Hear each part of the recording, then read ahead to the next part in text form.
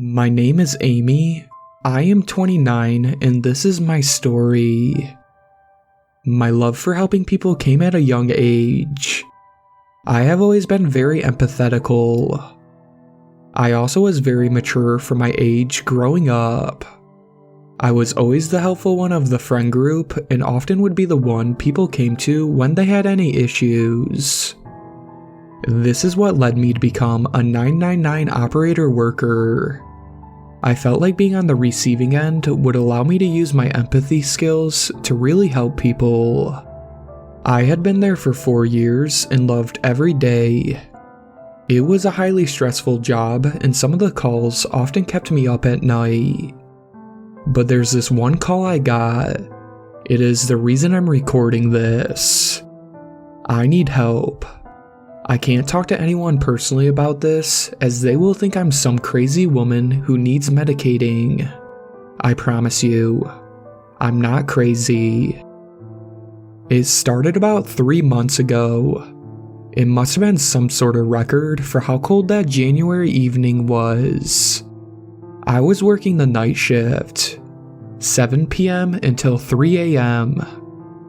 This was a one-off, as I usually worked mornings to fit in line with my son, Harry, who is 14 and needs taking and picking up from school. I'm a single mother, widow, so fitting work around school is quite difficult, but luckily I have a super supportive manager. I'd been on nights only once before and had just signed up to work the next week to cover some of Elijah's work since she had left on her honeymoon. I didn't mind it. The extra money sure helped. I left Harry with my mom that week. She's been so helpful since my husband Dan died. Anyway, the first instance happened the first day of the week, long night shifts. Pretty normal night according to the regulars. Slow, and the calls weren't anything of major concern. Commonly your typical broken leg, stolen purse, those type of crimes.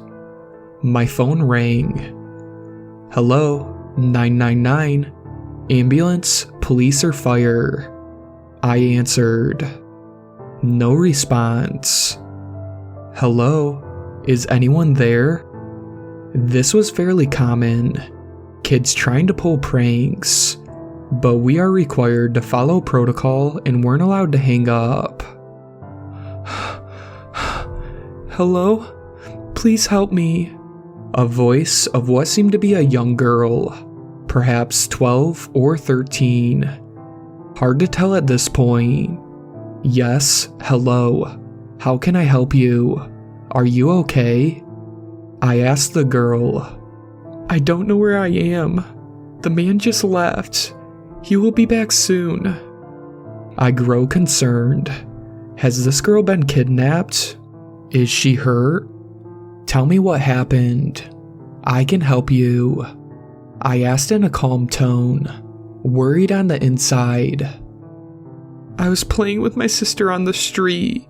I live with my mom and dad in Euresham, just down the road from the village hall. A man, he drove up to us and asked what we were doing. Asked me where my mom and dad were. I told him they were inside cooking dinner for us. He got out of the van and asked us if he could play. Then the girl stopped talking mid-sentence. I heard a faint door shut. It sounded like it was coming from downstairs. Are you okay? Is someone there? I asked her. The phone cut off. The phone went just seconds before I could trace the call. I ring the number back, but get the voicemail service. Getting worried, I go and find the night shift manager to report what just happened. I was told to keep trying the phone, but if it won't connect, then there is nothing I can do other than report it to the police. Which I did.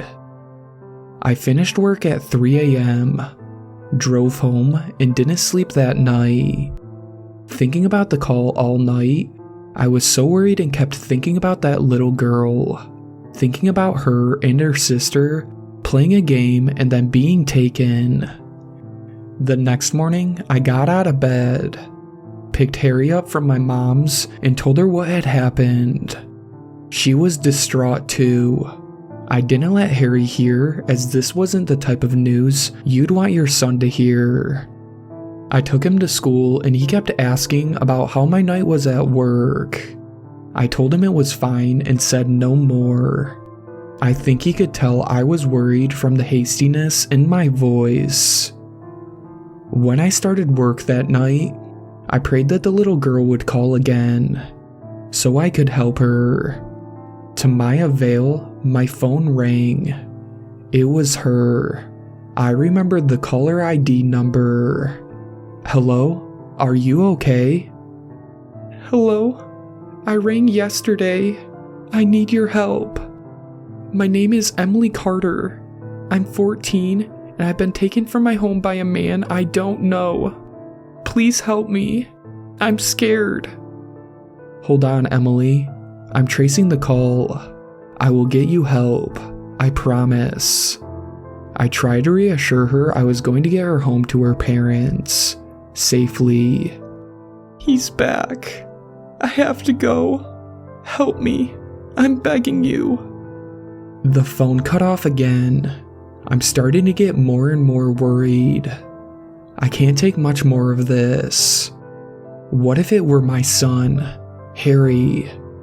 The words, "I'm begging you," repeated over and over in my head. All I could hear was the pain in her voice. She sounds terribly scared.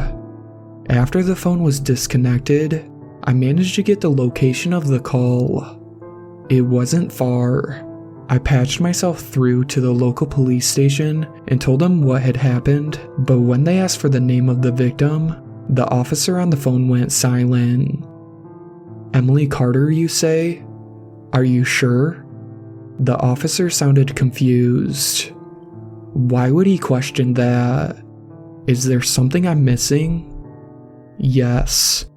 Emily Carter, age 14, from Earsham, lives just on the road from the village hall, she says. Can you do anything with this information? I know it's not much, but she needs our help. Amy, is it? Emily Carter is an old case. Very old. She was kidnapped in her home from Earsham around 30 years ago. Police found the man who took her, but it was too late. Emily's body was recovered near the house she was held in for over 2 years. The officer awaited my response, but I was speechless. I physically couldn't talk. And that was my last day as an operator. I'm telling you, I'm not crazy. I spoke with Emily. Please believe me. I just need somebody to believe me.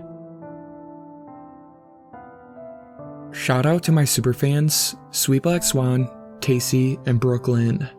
I really appreciate you guys supporting my channel, and I really look forward to making more content for everyone.